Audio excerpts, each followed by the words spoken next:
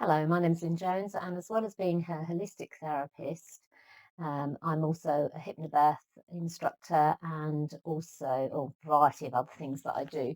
But one of the things I have is a YouTube channel that I use to help student midwives and midwives um, with their development. One of the sessions I've done is on the use of language, which is important generally, not just in midwifery. So Sam suggested I might like to share it with you. Welcome to Motivational Midwife. My name's Lynn Jones, and today I just thought I'd like to do a short bit on use of language, but how we actually present things to people and the impact that may have.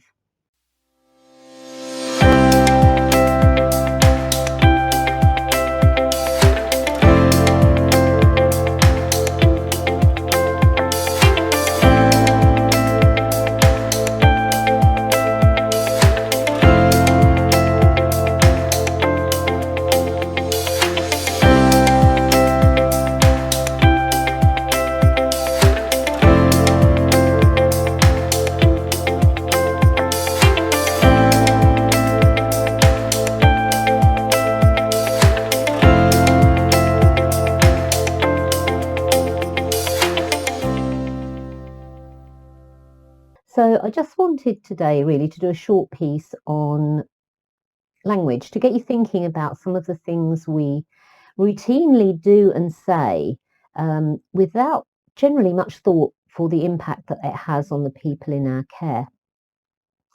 And a lot of the time, particularly when we're looking at people coming into hospital, which, let's face it, is where most people birth their babies. Uh, the system as it is currently, I mean, we are overrun within maternity, and we are midwives short across the country. So for most areas, it is a challenging place to work in, and I'm still working in it, and it is a challenge on a daily basis. And whereas years ago, perhaps we may have supported those early labourers in a different way, now the onus is to, if they're not in established, what we would deem to be established labour, we would send them home. And that's not a bad thing. Home is there's a lot of evidence around home being a much better place for women to be labouring, but not for everybody. Some people want that security of being in hospital. But by saying to people, very often we'll examine them when they come in. They may be only 1 or 2 centimetres dilated, and women will fixate on those numbers. They will not have any concept of all the other changes that have happened to the cervix, like effacement and the consistency and all of those things. They will have no concept of that. And we don't even mention that most of the time. We also fixate on the numbers. And as we all know, it's a very subjective measurement. My 2 will be someone else's 3 and might be someone else's 1. So it is a very subjective measurement. But women, hinge everything on that number, and how you put that number across to them actually can be crucial in how they manage the rest of their labour. If you have someone that comes into triage that's maybe had a very long early labour stage, they maybe have had stop-start contractions for 2 or 3 days before they come into hospital, and then we say, you're only 2 centimetres, off you go home. Very often their thought processes will turn to, if I've had all of this time and all of this discomfort, all of this pain, and I'm only 2 centimetres, I'm not going to be able to manage this, so I'm going to have an epidural. So their mindset has shifted. Whereas if you perhaps put it across to them, all the other changes that have happened, this is amazing, your cervix is really soft, it's done all that taking up, and it's 2 centimetres, that's great, but the best place for you at this point in your labour really would be at home, and explain about, there is evidence to support that they will labour better in this stage at home. And as I say, it's not for everybody. So we need to be mindful that we try and accommodate for those people who that really is just too frightening a thought to go back home. And also think about, have we got any other things in place that would support them? So a lot of units like my own use Oromorph, and women in that sort of phase of labour can come in, they can have some Oromorph, we monitor them for a very short period of time, and then they go home again. And there is some reasonably good evidence to suggest that then when they do come back, they're in well-established labour. Thinking about, I teach hypnobirthing, and language is quite a part of the hypnobirthing course, our use of language, and often hypnobirthing is seen as a bit airy-fairy, and there's a lot of eyebrow raising when women come in wanting to use the word surge rather than contraction. But when you teach it, you understand the underpinning rationale for not using words like pain and contraction. For example, if I say to you, have you got any pain anywhere? Unconsciously, you are scanning your body to see if any bits of it are hurting. Whereas if I rephrase that and just say, are you feeling totally comfortable? It has a completely different, I've asked the same thing, but it has a completely different perspective. You say you're either comfortable or you're not comfortable. We've almost conditioned women to expect pain in labour, to expect, nothing you see on the TV really dispels the fact that labour is going to be horrendously painful. So we are indoctrinating women with this idea that labour is going to be extremely painful and that they aren't going to manage it, and they can't manage it without some sort of pharmacological intervention. And it's interesting, I teach Catherine Graves' hypnobirthing course, which I can highly recommend, and I will put a link to her website in the description box below. And you don't have to be a midwife to undertake that training, and I would totally recommend that if you have an interest in that area, it is well worth every penny. It's a full antenatal course, it's not just airy-fairy breathing. And it's very, there's a lot of research, there's a lot of evidence in there as well, that you are giving parents. And it's interesting when you speak to parents that choose to undertake that, very often it is second and subsequent time parents who have had a very traumatic first birth and they don't want to repeat that. A lot of it is about being in control. And again, the language we use doesn't put parents in control. How many times have you heard someone say, am I allowed? Am I allowed to go in the pool? Am I allowed to have a home birth? Well, actually, in reality, these women can do what they like as long as we've, given them the information to make an informed choice. We may not like their choice, we may not agree with their choice, but it is ultimately their choice. And there's another video I have done all about choice and supporting choice, because it is a little bit of a bugbear of mine. So please, if you're interested in that area, do go and have a look at that one. But it's interesting that these parents have opted for that, having had poor experiences. And you do find yourself wondering, why did they have poor experiences? Is it because we've kind of set them up to fail to start with? Very often, a lot of hypnobirthing is really about putting the parents back in control of the decision making. And we do, with this whole allowed thing, we do take that control away from parents. Parents we often don't present, particularly in the hospital setting, we don't really present options in a very unbiased way.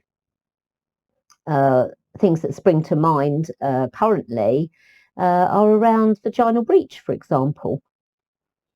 Do we really give women up-to-date information to make an informed choice about caesarean section versus vaginal breech? And certainly, and again, I'll put the link for this website in the description, Sean Walker's breechbirth.org is an excellent site for evidence-based information around breech. And they also run training, which again around physiological breech is a total must if you have an interest in breech. It really is an excellent course. Obviously, that is for midwives mostly, and ideally doctors as well. But and there are quite a few consultants now. At my own trust. There are 2 consultants that I have recently heard giving an excellent, well-balanced, unbiased discussion to women who have had breech babies on board, and they have made that decision to have a vaginal breech delivery. And it's been really nice to see, particularly recently with one primate who had made that decision. And clearly the team were not in favour of supporting her choice, but they did support her. And it was really nice to see that actually they did all pull together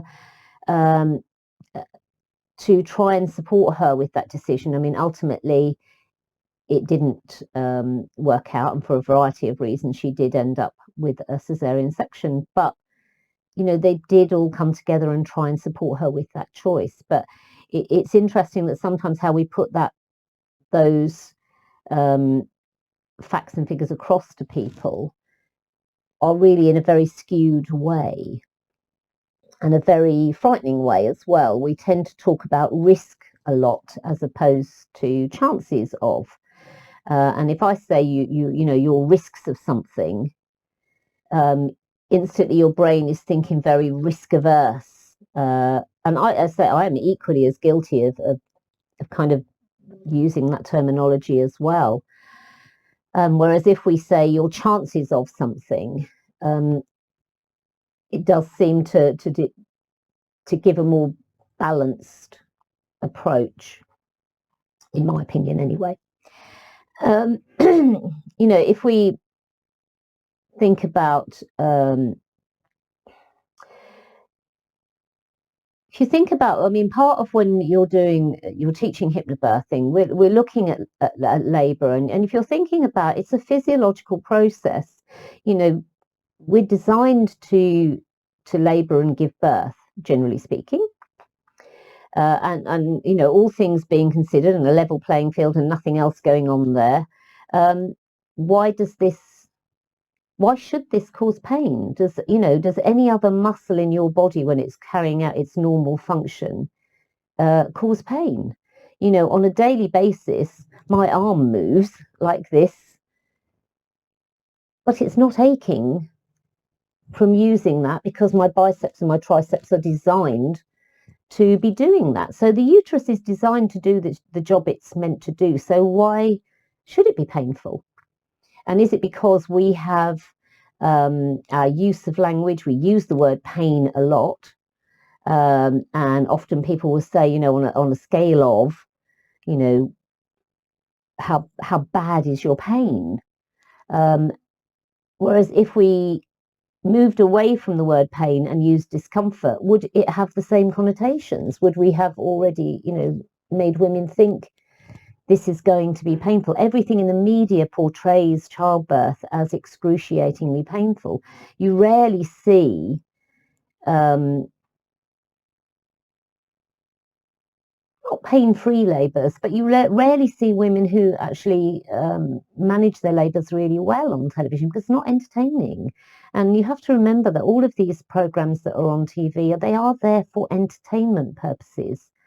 And if it's boring, which, to be fair, normal labour and birth can be quite boring for an onlooker, then that's not going to get viewing figures up. So we are constantly through the media bombarding birthing people with the notion that they're not going to be able to manage their labour without us helping them and us intervening and giving them pharmacological options for pain relief.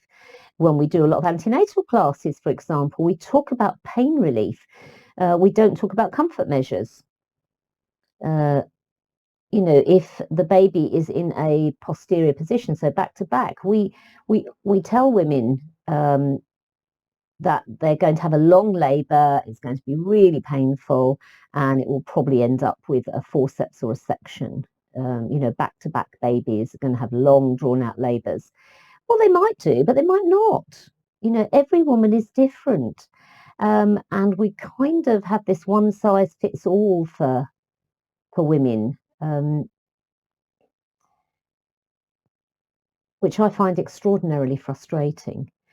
When women are having these very long, drawn out, uncomfortable, particularly early stage of labour, then you need to think to yourself, perhaps, is there, rather than being quite dismissive, which we are all guilty of, have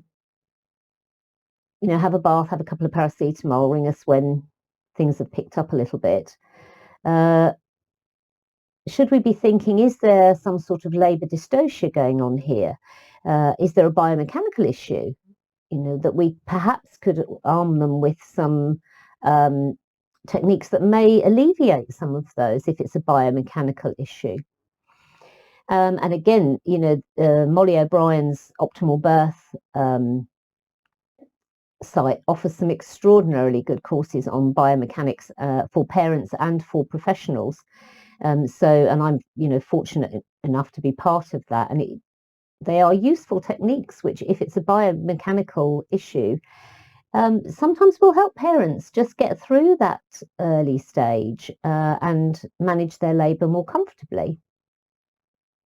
And again, I will put that in a link to Molly's site in the description box below.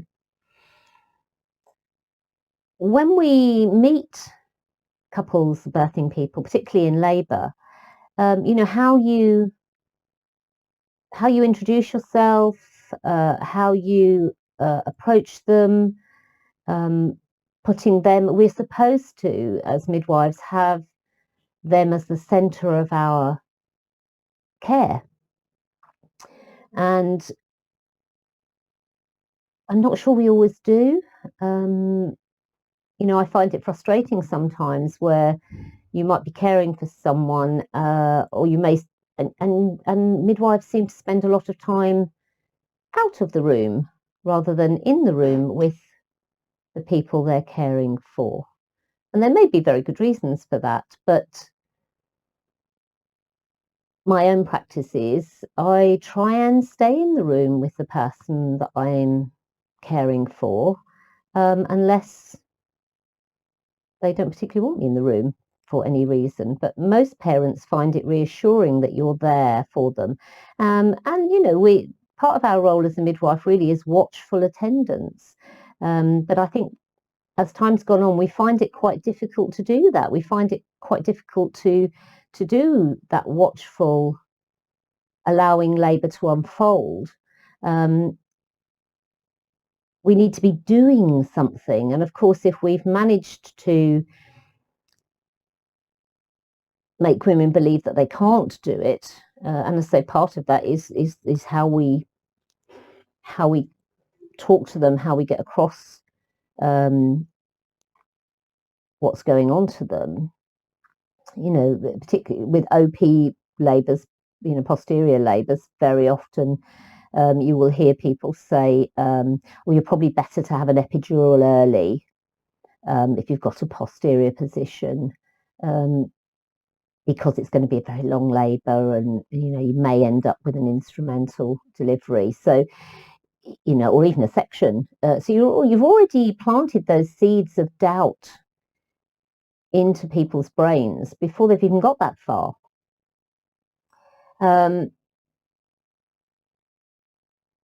Of course, if they've got an epidural, they've got a lot of things that we're doing then. We're doing a lot of monitoring, we're doing stuff as opposed to watchful attendance.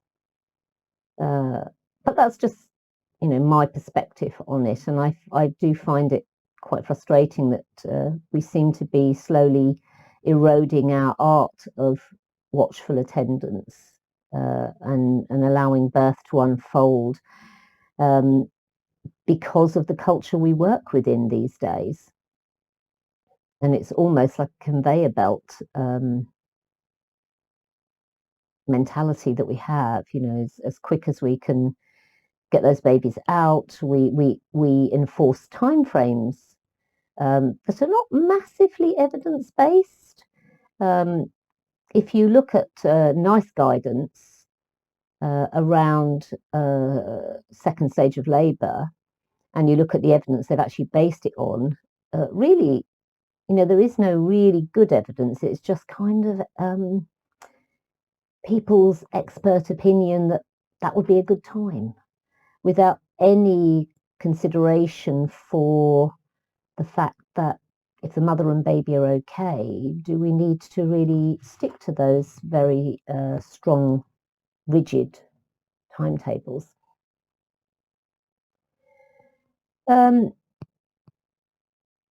so really, it's just, the point of this is really just to make you think about how you speak to people. You need to put them at the center of um, your care. So, introduce yourself to them, find out what they prefer to be called. I mean, my generally my first, after I've introduced myself to them and settled them into the room, I mean, usually the first thing I say is, have you written some birth preferences or a birth plan, and have you got it with you? Because then I can be reading that without disturbing um, her labour, and clarify any points that may need clarifying. Um, the vast majority of women are not awkward. They're not out to cause you um, problems. They generally just want to be in control of their birth and in control of the decision making, and so they should be as well. Imagine how you would feel if you go for an appointment, or how you might feel when you go for an appointment and things are offered to you as a fait accompli, as opposed to a choice, or a very skewed choice, because the how you're being presented with things is in a very biased way, using language that actually skews it towards what we want people to do. And there you have it. I hope it's made you think. I hope you may go back to your work areas and look at how you do things in your own work areas, and look at some of your guidelines as well, because it's interesting how they are worded. Um, and how they may skew perceptions for birthing people. If you haven't subscribed to the channel, please do, and I look forward to seeing you next time.